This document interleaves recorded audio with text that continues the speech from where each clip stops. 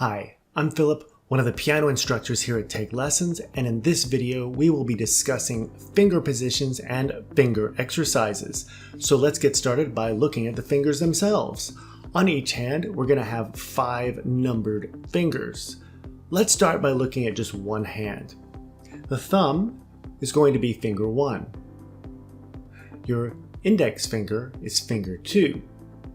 The middle finger is finger 3. Ring finger is finger 4.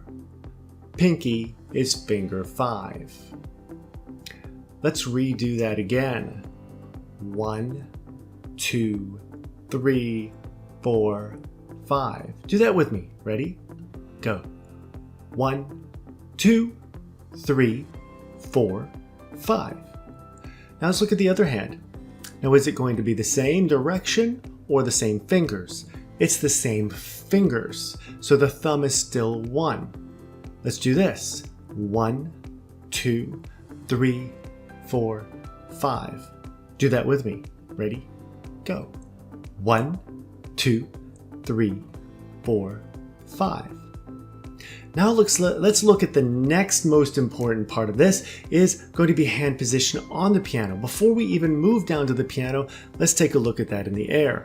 So if my hand is on the piano, I like to curve my hand as if I'm holding a ball, a tennis ball, an apple, an orange in my hand, and my fingers are nice and loose, and I curve my hand around these knuckles all the way to the tips of my fingers. So fingers 2, 3, 4, and 5 will be playing on the tips, while the thumb is going to play on the side tip.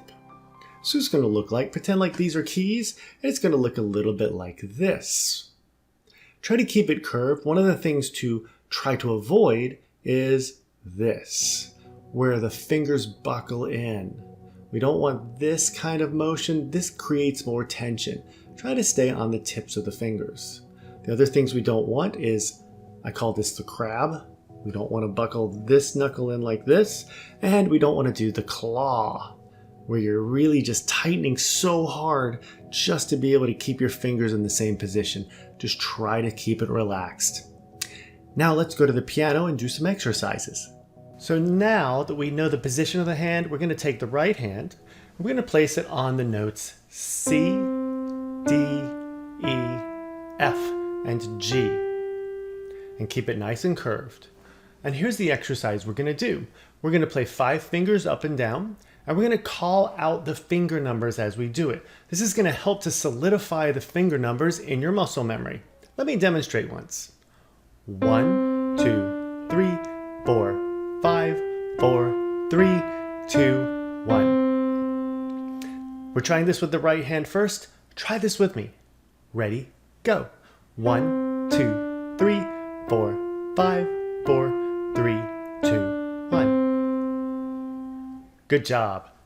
Now let's do the left hand. We're not going to do the same 5 notes. We're going to move down what's called an octave to the C, D, E, F, G, an octave lower. And let me demonstrate. 5, 4, 3, 2, 1, 2, 3, 4, 5. Now notice the numbering is different because pinky is finger 5, thumb is finger 1. Try that with me. Ready? Go. 5, 4, 3, 2, 1, 2, 3, 4, 5. All right, great job. Now let's put both hands together, and what we're going to do different is we're going to start with both thumbs. This way, you're able to start with number 1 and not have to do different finger numbers to start with. So try this with me. Ready? Go. 1, 2, 3, 4, 5, 4, 3, 2, 1. Was that easy? If that was too easy, then we got another one for you. What we're going to do is go in parallel motion this time. What we just did is called contrary motion. Contrary motion means going away or towards each other with the hands, and parallel motion means moving in the same direction. So instead, we'll do this. C, D, E, F, G, F, E, D, C. Notice I'm calling the letter names out because calling finger numbers really won't work for this. So try this with me. Ready, go. C, D, E, F, G, F, E, D, C. Now I've got one more exercise very similar to this, and then another one that'll be more for finger exercises to strengthen your fingers. So let's talk about a scale. A scale is a type of exercise where you don't just play 5 notes, you're going to play 7 notes plus an extra C on the top. So essentially playing 8 notes up and then back down to the C. So when we do this, we don't have enough fingers to make it all the way to the top. So we have to do a different finger pattern. Let me demonstrate it once. 1, 2, 3, 1, 2, 3, 4, 5. Now let me show you how to do this because this really is important to being great at playing scales. When I get to my 3rd finger, I'm going to move my thumb underneath my other fingers, kind of like it's going under the tunnel here. And I'm not going to do anything crazy with my arm like this. No need to move the arm around. Your thumb can do this wonderful thing where it pivots like this. So that's all you really need to do is pivot your thumb in, and you can make it to that next note. I'm going to show you one exercise that can help with this, and we're all going to do it together. 1, 2, 3, 1, 3, 2, 1. Try that with me and we'll do it twice in a row. Ready, go.